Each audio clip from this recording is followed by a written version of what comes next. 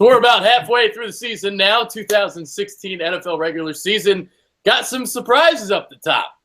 Those girls over there are 7-1, leading the NFC. The Patriots doing things like they normally do every year. They are only one defeat as well. How about the Chiefs? How about the Raiders last night? The Mack attack, Khalil Mack, 2 sacks last night against the Broncos. So we'll bring in James Worthington right now. Dude, surprising start, man. I mean, even some of these other teams, Packers are 4-4. Seahawks are struggling, but they're not struggling. Russell Wilson, like, who knows? That offensive line stinks. Arizona's 3-4-1. I mean, it's crazy. I mean, besides New England, being New England, it's been pretty surprising. I didn't expect to see Dallas this good.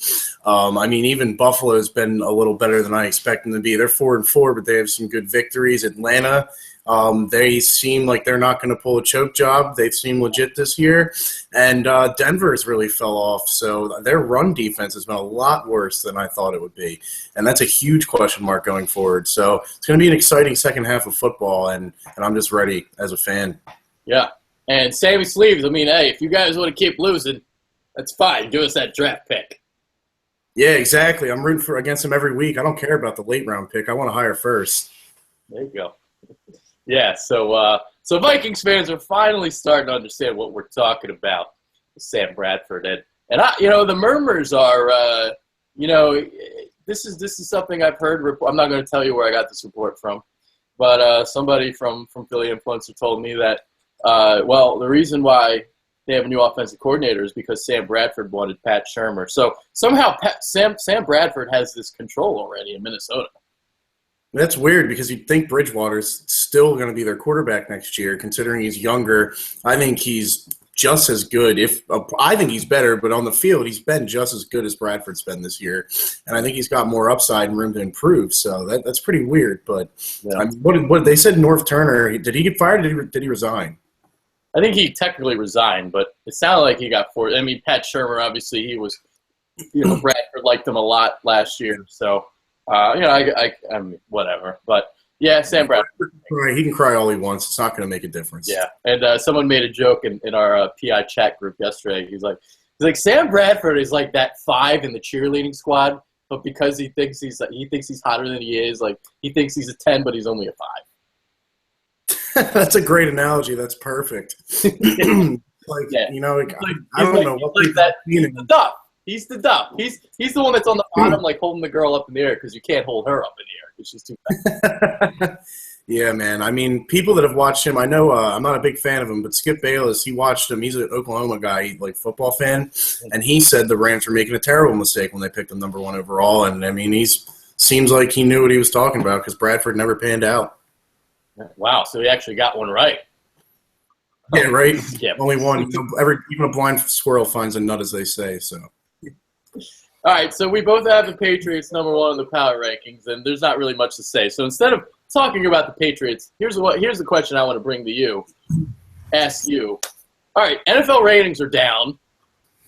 It hasn't been a good product this year. Why do you think those ratings are down? I mean, personally, just watching on a week-to-week basis as a fan, especially watching Eagles games, I think number 1 is just all the penalties. And also, like, the lack of consistency from the referees. You don't know what you're going to get on a week-to-week basis from them. I mean, this week, watching the Eagles, I've seen guys get mugged out there, and then and both sides, not even just against us. And then weeks prior, it's like it's like flag fest, man. So I mean, I know the Raiders 2 weeks ago set a record for flags that they still won. Nobody likes to see a game pause or slow down because of penalties. 2, so number 1, I'd say the officiating. 2, they're really trying to make a physical game not physical. And I get what they're doing, and I understand it. You got to protect the players. But at the end of the day, football is a contact sport, and there's only so much you can do. In my opinion, I think it was a better product when it was a more physical game, like 10 years ago. I heard someone say on the radio, Brian Dawkins wouldn't have been able to play in this NFL. He would have gotten fined and suspended, or he would have had to adjust. So I think that's a big deal. And then Thursday night games, it's been a lot of bad quality football because these teams, they're not getting the full week to prepare. and a lot of them come out sloppy and not ready, and it's just not good to watch. So I would say those three things, they come to my mind with the quality of play and the ratings drop. I think also as part of I think it's part of the collective bargaining agreement. Correct me if I'm wrong. They limited the practices and the amount of time that you're allowed to practice, and what we've seen is, well, tackling has been atrocious, a lot of missed tackles. I agree with all your points too, and I also think we're just in an era, we're at a time right now where there's just not a lot of dominant teams. I mean, think back 10 years ago, 12 years ago when the Eagles went to the Super Bowl. Think about how you had the Patriots, you had the Eagles, you had the Steelers that were 15-1. You had a lot of good teams. Colts with Manning. I mean, yeah, you're right. Quality of play. All juggernauts, right? And this year it's like one team. We're going to get to number 2 in our power rankings. Number 2 is Dallas for me. And I'm like, dude, like how good are the Cowboys really? We don't really know. People almost beat them. Everything is falling in Philadelphia. The sky is falling, and they almost beat the number 2 team on my list. I know. It's unbelievable. It's unbelievable. I mean, the one good thing, maybe it'll make the playoffs interesting because it'll be wide open. But in my opinion, I mean, I don't see a team that's going to beat the New England unless Tom Brady gets hurt or something like that. And you look at the Super Bowl odds, the Patriots are running away with the number 1 favorite. So, I mean, I don't think Dallas is going to the Super Bowl as good as they've looked. What are their quality wins? Like, I know they haven't really played anybody, really. I mean, so we'll see. But, yeah, I agree with you there. It's just a down period, but it's going to get better. I mean, there's a lot of good young quarterbacks in the league, headed by, like, Derek Carr. Who else? Mariota and Winston are looking a lot better this year. And we've got Wentz and, I hate to say it, Prescott. Prescott will be good for a while. So yeah. I think it'll come back in a couple of years. Yeah, we just got to wait it out. Like it's kind of like back in 99, 2000 when, Manning and Brady were still young. It wasn't really that – think about like 2000, what the Super Bowl was, Baltimore versus the Giants, and how bad that seat was. That's kind of reminding me of where we are right now. We're seeing, we just saw Peyton retire, and shit like that, and Aaron Rodgers hasn't been as great this year. Russell Wilson, that team, they're struggling a little bit. That offensive line is atrocious. So yeah, just not any standout teams. Yeah, definitely. All right, number 2 team, we just talked about it, Dallas Cowboys. Win yesterday against the Browns, but I mean everybody's beating the Browns. There was I saw somebody on Twitter, so there was a bunch of retweets about some guy. He said, before the year, he's like, I'll give everyone who retweets this $10 if the Browns go, winless throughout the season. And I'm going to collect my $10 at the end of the season. Yeah, I don't think the Browns are beating anyone. I mean, but like I said earlier, even a blind squirrel finds a nut. So they might, any given Sunday, they might pull one out. But they look atrocious. I mean, it's terrible down there or over there. I guess it's left of us. But yeah, I don't know. Cleveland's terrible. So that's all I got to say about that. Yeah, we won't no more. I just wanted to bring that up. All right, so let's talk about Dallas. And. We kind of talked about it pre-show. Even though the numbers for Dak Prescott are better, I still think Carson Wentz is the better quarterback with the higher ceiling. I mean, whenever I see Dak throwing the ball, these wide receivers are wide open, and then I see the Eagles playing these wideouts. I mean, the Giants were playing cover 0 yesterday, sending all these blitzes because they had absolutely no respect for the wide receivers, and nobody was getting deep except for Bryce Treggs. Nobody was getting open really. So. I mean, you put Wentz in Dallas, there's no doubt in my mind he'd be putting up even bigger numbers. Oh, yeah. If you put Wentz on – I mean, I think we talked about this last week. If you put Wentz on Dallas, I mean, I would say they would be doing a lot more with their offense, but I don't even know if they have to because their running game's so good. But, yeah, I think Wentz has a higher ceiling than Dak Prescott. I think that he will be able to do more with less. I think Dak's the type of guy he needs talent around him to thrive. I think if you switched him, Dak's the only thing, he's a little bit more mobile than Carson, so he could run away from the pass rush. But besides that, I mean, I like Wentz better. But, I mean, I have Dallas 3 in my rankings. I actually have Oakland at 2 after their big win last night. And, I mean, I said it last week. Derek Carr is just taking huge leaps forward. I mean, he is right there in the MVP discussion. I'm still giving it to Tom Brady despite him missing 4 games. But, I mean, he's right there with Tom Brady, and I hate to say it, probably Ezekiel Elliott too. But what did you think about the game last night? Because I know you weren't too high on Oakland because of their defense. I mean, it was just Denver's offense, which isn't anything special. Well, but I think that was more Kyle than me. I like Oakland. I mean, even though I have the Chiefs number 3 ahead of Oakland because I have them because they beat Oakland. I still have Oakland in my top 5. So, I don't. I mean, their defense is okay. They're not great or anything, but Khalil Mack, flipped the switch last night. He was unbelievable. He had 2 sacks. He had a game against the Broncos last year. He had 5 sacks against them. So, he's the real deal. Obviously, I mean, he's unreal. He kind of had a slow start to the season, but he's really picked things up. And Derek Carr, I mean, I'm a big Derek Carr guy, so I love Derek Carr. I think he's better than Blake Bortles. I've been saying that. So, that's my opinion on that. Just to get real quick back to Dallas, well, not really Dallas, but Carson Wentz in particular, because I've been getting heat, like, they're saying, Dallas fans are saying that I make excuses for Wentz. I am not making excuses for Wentz. He wasn't that great yesterday. Those first 2 interceptions were terrible, and this is something that we've seen over recent weeks where he's not setting his feet in the pocket and the ball is sailing, and the ball is landing into the arms of the secondary and getting picked off. So this has been a problem. And no, I'm not making excuses for Carson. So shut the fuck up, Dallas fans. Yeah, I mean, he's a rookie. He's going to make mistakes. I think it really with Washington. Well, then they say, well, Dak's a rookie too, and he doesn't make mistakes. Oh, he's got. He'll start making mistakes. I'm sure he's not going to be freaking like Superman all year. But like then again, a good running game opens up a lot downfield for a pass game. But on Wentz, I mean, he's a rookie. I think starting with Washington, like you said before the show, when the pass rush got to him, it rattled him a little. Do too much, putting too much on his shoulders. And he's kind of reverting back to some of his habits maybe from North Dakota State that he might have worked out over in the offseason and to start the season. You saw his mechanics are pretty good. So, I mean, he's got to set his feet. You can't throw like that in the NFL. It's not going to happen. But, I mean, he'll get better. I think an offseason, like a full offseason program is going to benefit him a lot. And he's very smart. So, I think the sky's the limit for him. So, I'm happy to have him in Philly. Yeah, as long as, Doug takes the chains off and stops treating him like Alex Smith. A little bit better yesterday in terms of better than that. Feel a little bit more. But, there are some concerns I have with Doug, and we'll get to that after we finish our power rankings. Okay, so you got Oakland number 3. I've got Kansas City. I got Oakland 2 and Dallas 3. Yeah, my bad. I mixed it up. I was just thinking number 3 because I have the Chiefs at number 3. Strictly because they beat Oakland. So that's why I have them ahead right now. Chiefs, great defense, obviously.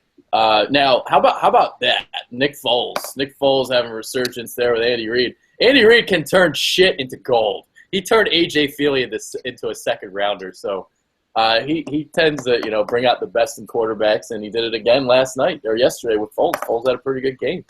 Yeah, I mean, Foles looked good. He looked capable back there. He didn't turn the ball over, which is the important thing with Kansas City. They were missing Spencer Ware, I know that, and didn't really run the football that well.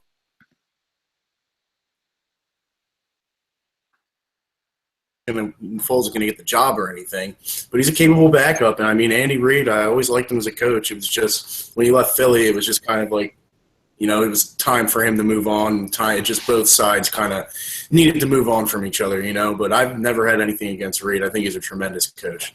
I'm glad you say that because I feel like sometimes I have to defend him too much. Everyone wants to talk about how he choked away, NFC title games and all that shit. Well, at least he got us to the NFC title game. Exactly. Exactly.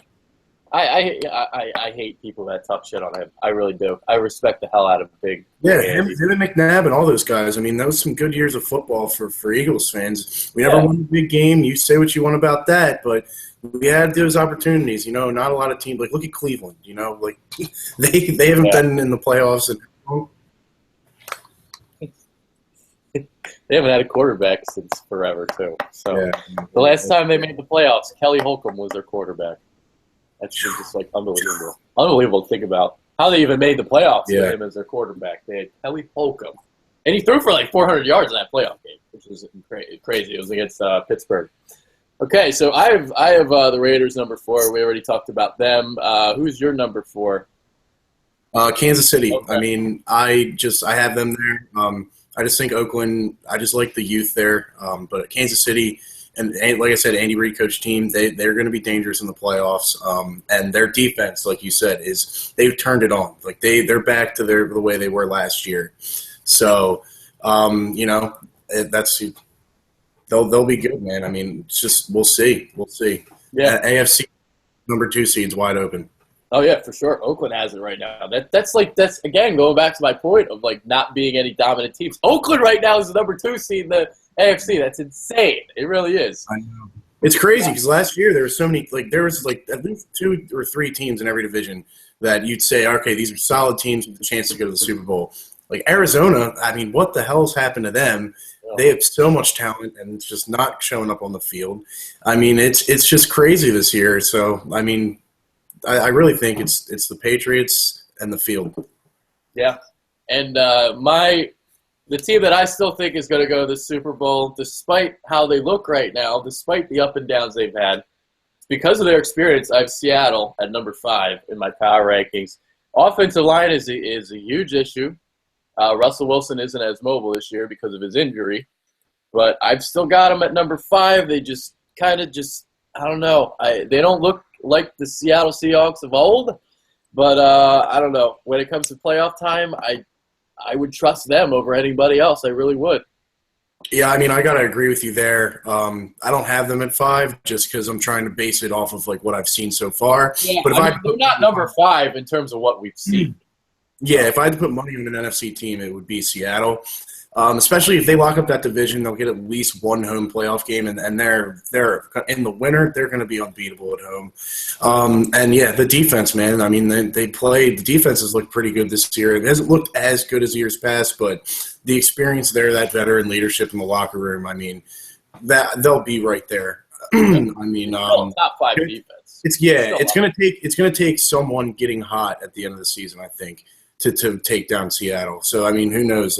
Hopefully frickin' Eli doesn't pull what he's done in years past, get the Giants in as a wild card and take off. I would hate to see that. No, that's not happening this year. No way. No way. Yes, who's your number 5? I got Atlanta there. They played Thursday night. They played Tampa Bay, who they're not great, but they're not terrible either. Division game, and they look pretty good. The defense is still a huge question mark, but the offense, Matt Ryan, right in the MVP conversation. Julio Jones is unfreaking coverable when he's healthy, and he was banged up 2 weeks ago and came out, played really well, and they've got a good running game there with those 2 running backs. I know Coleman, I think, was out. But, yeah, I mean, they're 6-3. They don't look like they're going to be fading anytime soon. They did lose a tough game to the Chargers in overtime, but San Diego is a lot better than their record. I think they're only like 4-5 now or something, but they're a good team. San Diego's not a bad team. Yeah. So, I mean, Atlanta, they're 6-3. That's why I got them there. But, I mean, at the end of the season, I'd still take Seattle in neutral field. Yeah. It seems like Atlanta might win the division. We'll see how things turn out. We'll see how Carolina kind of fares down the stretch. Still a little bit concerned about the defense, but Matt Ryan's been balling out. Julio Jones having another great year. So I'm on the fence, but I'm not on the fence. I feel more confident now than I did a couple weeks ago. So yeah, I remember the Green Bay game kind of like I was like, okay, I kind of see it a little bit more now. So yeah, we'll see. They play the Eagles on the road, so obviously, so we got the Falcons coming up next. So another challenge for Atlanta, another challenge for the Eagles as well. So we'll see if they can beat another good opponent at home. So we'll see. Yeah, the Eagles are definitely a lot better at home than the road this year, and I think they're a 1.5-point favorite. The line opened at so. Well, don't tell that to Philly. Philadelphia thinks the season's over. So yeah, I know, right? They've given up on the season. They've jumped off the bridge. I will say I do have very, very serious concerns about Doug Peterson, but that could be just my perspective and my perception because I never wanted him to begin with. So I'm almost giving him a short leash. Not as long as I did for Chip Kelly. Chip Kelly, I gave a little bit more time, a little bit more leeway. Also Chip Kelly also got off to really good.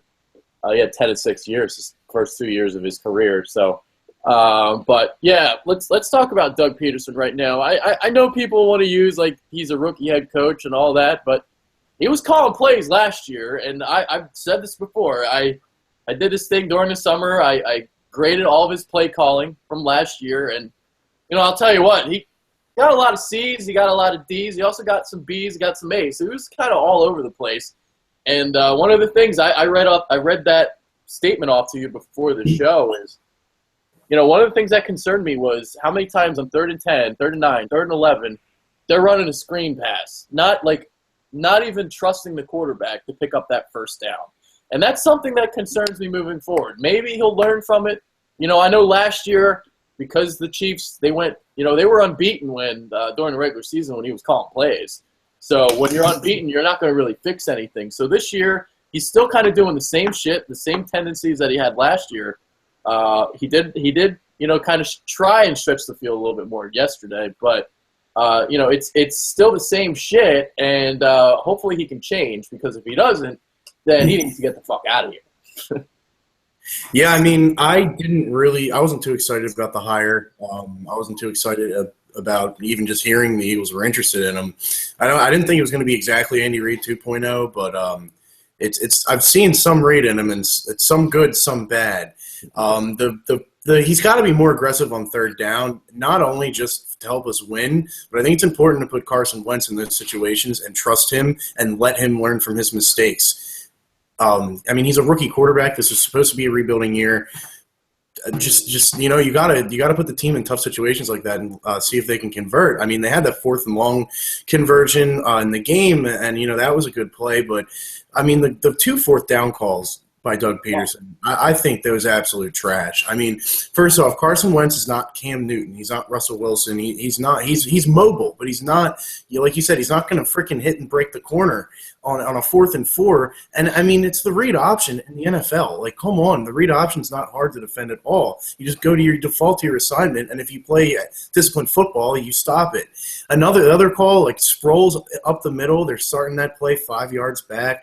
It's just head scratchers, man. And I also think he tried to almost overcompensate from what people are saying about him not being aggressive enough against Dallas. You're on the road, division game. Carson Wentz has thrown 2 interceptions, and you're down 14-0. You got to take the points. I mean, I said it before we went for it, and I usually like being aggressive, but in those situations, it's 14-0. Do damage control. Get the points back. If you make it 14-6, it's a one-possession game at the end of the first quarter, and you threw 2 interceptions. So that's not a terrible spot to be in.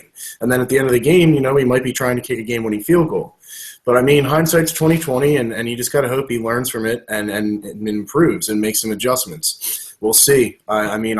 He's such a good, he seems like such a good, nice guy. I'm rooting for him, not only as an Eagles fan, but I just want to see him do well. But, I mean, I did not like the hire initially, and there are definitely some question marks. So, yeah, and that nice guy thing might actually bite them in the ass, because from what I've been hearing, again, this is reports from unnamed sources. I'm not going to say anything, but I'm hearing a lot of players that show up late to meetings, and Doug just kind of lets it slide, and I'm not cool with that. You can't just walk over your coach, So it's almost like we talk about the emotional intelligence, and that's all great and all, but if he's too nice, they're just gonna shit all over you. They're not gonna respect you. So, I mean, there's a balance with that. I like having the player, the veteran leadership, hold the players accountable. I always liked, I think it would be important for a coach to have, at least stay in touch and have meetings with, the leadership of the locker room. And kind of, if he's not going to, go out and straight say it, at least send it through those kind of waves and have Malcolm Jenkins and Peters and those type of guys hold the players accountable. But if they're coming late to practice, missing practices, and going undisciplined, that just doesn't send a good message to the rest of the team. And it's such a young team. I mean, guys, you want to have some healthy competition. Like you want these guys to come to practice and work and try to improve. And if that just coming late to practice, that just sets a bad tone. And that's not winning football. You don't win games on Sunday. You win it Monday through Saturday. Yeah, Josh Huff is showing up to meetings fucking high, showing up to film study high. Yeah, I mean, I think the one thing about the suspension, not the suspension, when they cut him, I think maybe, they came out and said he was going to play, and then the next day, cut him, and it didn't look good, but I would hope at least it sent a message to the players like, we need to be a disciplined football team. We're not going to put up with that. So we'll see, if anything comes out as the season goes, but, discipline is very important in the NFL, so. Yeah. And even other calls, just before we get to the next topic, when it's 3rd and 3, 3rd and 4, 3rd and 5, there were 3 instances of this yesterday, and they run the ball with Darren Sproles each time. Not cool with that. You use the number 2 overall pick on Carson Wentz. You throw the fucking ball. He's not exactly. Alex Smith. That's what I hate. He's treating him like Alex Smith. I know he's a rookie. I get it. But he's shown that he's capable. I know he's had his struggles last couple weeks, but put the ball in his hands. God, 3rd and 3. I saw the 3rd and 5 play. I'm like, it's going to be a handoff, and they're going to come up 2-3 yards short. And then it's exactly. Yep. Oh, yeah, I was calling it all game. And, it's like that goes back to putting Carson Wentz in those high-pressure situations and just rolling with the punches. He's going to convert some, he's going to not convert some, but he needs to get better, and that's what's going to get him better. And also, I said this earlier, it's like every first down we're lining up in shotgun, and it's like, we might fake a draw, but it's a pass. Yeah. And it's like it was predictable. And then second down, it's a run. It's like 80% of the time it's what we're doing. And it's just like, you line up under center and run the football on first down and get 3 yards, second down, run or pass, whatever. We'll be 3rd and 3, 3rd and 4, a lot of more than we are now. And instead of these 3rd and 9, 3rd and 8 plays, it's just it's not winning football, man. I think he's almost overthinking and outcoaching himself with the play calling because it's to me, it's simple. You want to establish a run to set up play action, especially in this kind of offense. And we're just going to line up and pass it as many times as we did. It's not going to work. Yeah. Kind of like Chip Kelly, huh? Little swing pass, first down, little run up the middle on second down. Happened 50% of the time. So, yeah, I know. The same shit almost. All right, let's move on to the Vikings.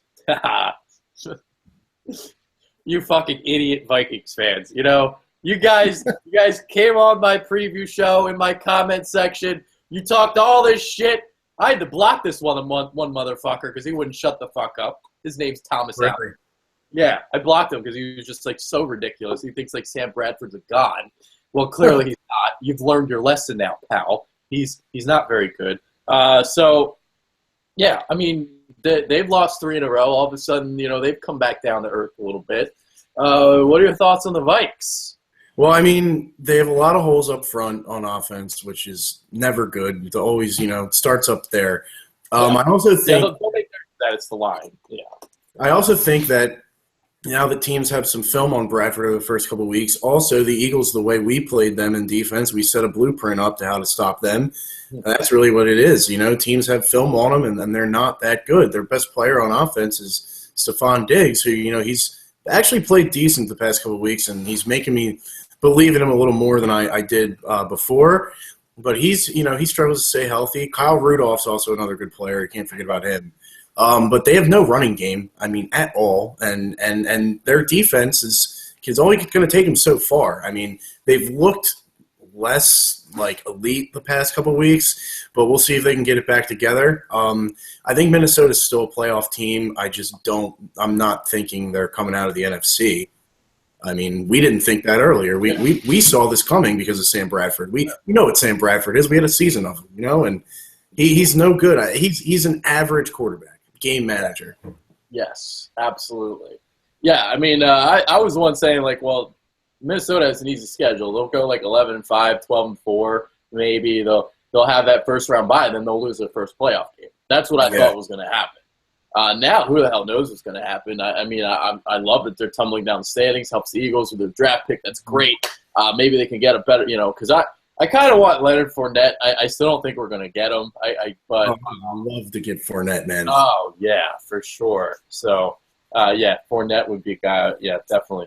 But, yeah, so they're 5-3 now.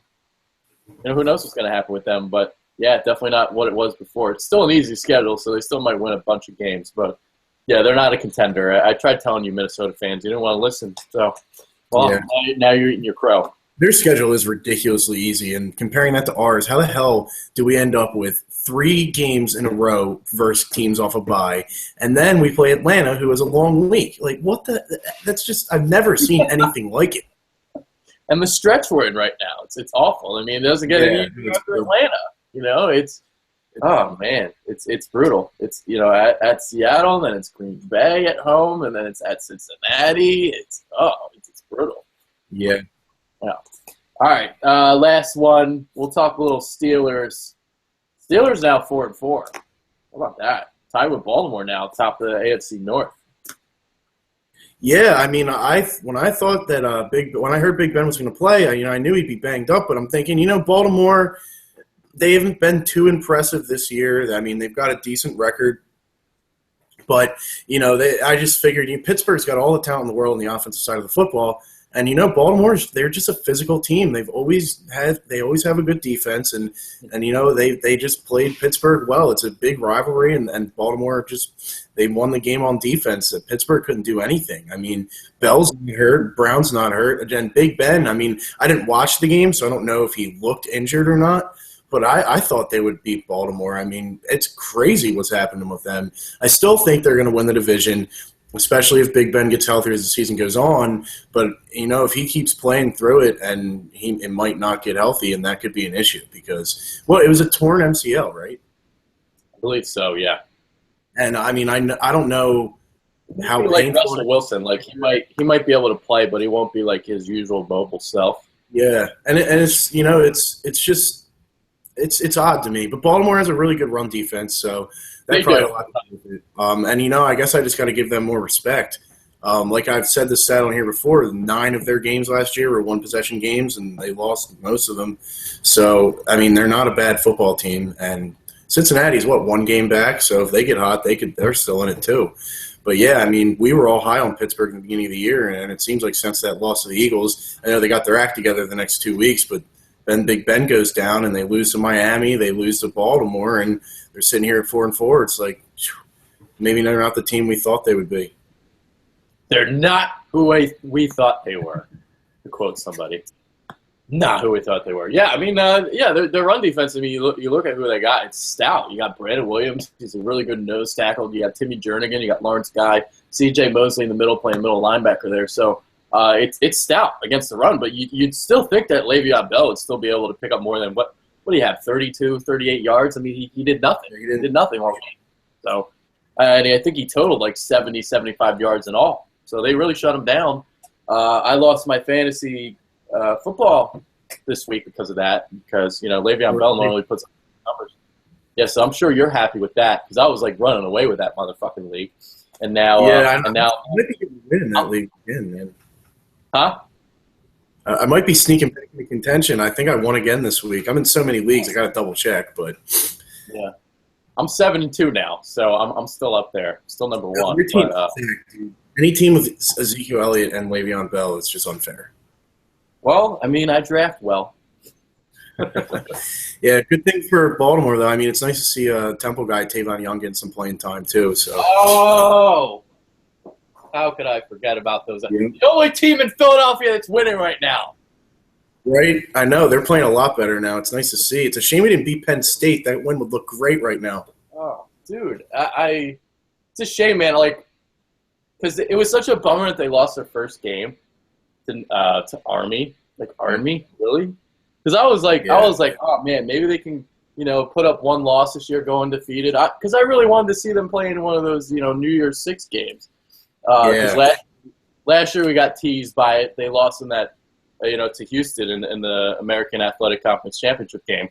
So this year they lose early, and not that I lost interest, but it was just like such a bummer. Like, Yeah, and they weren't playing as well. It just seemed like, last year might have been our year to do it. We didn't, but they're playing a lot better now, which is important. I know we're going off topic here. This is an NFL recap, but I'll say quick.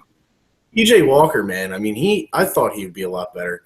He's sloppy with the football. He's been a little better as of recent, but he's still not a playmaker like I thought he would maybe develop into. So that's sad to see. But our running game, we have two really, really good running backs. So that's nice. Yeah, for sure. Yeah, the thing about Thomas is he's got the physical tools, he's got the arm, he doesn't have the head, and he's inaccurate. What's that? You mean PJ Walker, right? Yeah, Philip Walker. Oh, yeah, you said Thomas. I said Thomas Walker? You said just Thomas. Yeah. Oh, I said maybe I was thinking of Jihad Thomas. I don't know. I don't know. Well, PJ Walker. I don't know what the fuck. Maybe I'm high. Maybe I'm doing with Josh. I've been hanging out with Josh Huff too much. Dude, I can't believe I just said that. That's crazy. Thomas, PJ Walker, Philip Walker. Okay. Yeah. We'll end the show now. I think I've had enough. Maybe. Okay. You got any closing thoughts before we get out of here? It's going to be an interesting second half, and everything's wide open. I think, except the Patriots have the number 1 seed locked up in the AFC. So if it should be some good games down the stretch. So I'm excited, man, and we're coming up to fantasy playoffs here. So it's going to be an interesting time, man. The weather's getting colder. It's getting to the holidays. It's my favorite time of year. So. Yeah, hopefully I'll hang on in the fantasy league there because first of all, I got greedy. I wanted to go undefeated. Now I'm I've lost 2 of the last 3. So we'll see what happens. Nobody cares about my fantasy team, by the way. I know that for a fact. But that team I have is pretty stacked. I got a lot of good talent on that team. All right, so that about wraps it up. I'm gonna do EDP tomorrow because he's flying back from Giants games today. So. I won't be able to do the show with him today, but we'll do a Mondays with EDP Tuesday edition tomorrow. I'm sure he's very, very happy with the loss, so we'll talk about that. Yeah, I'll definitely be watching that. Yeah, we had a nice little conversation last night about it. So, he was actually a little bit more calm than I thought he'd be. So maybe he's already just Yeah. He already knows that the kids. Yeah, another thing, who flies to New York though? I would have just drove. Well, he's from Bakersfield. Oh, really? Yeah, he's from California. I thought he was in. What? I didn't know he lived in California. Yeah, he's in California. Oh, all right, okay. Yeah, now why. Yeah, you're not going to drive from California to New York. Well, no, you wouldn't drive. Yeah, I was like, all right. I thought he was in Philly. Well, nice to see you down in Philly. No, dude, I wish he was in Philly, man. I'd be chilling with him more. Yeah, I was going to go visit him yesterday, but I got too busy. I had to write the recap. Anyway, nobody cares. We'll log off and we're done. So, yeah, we're out. Peace.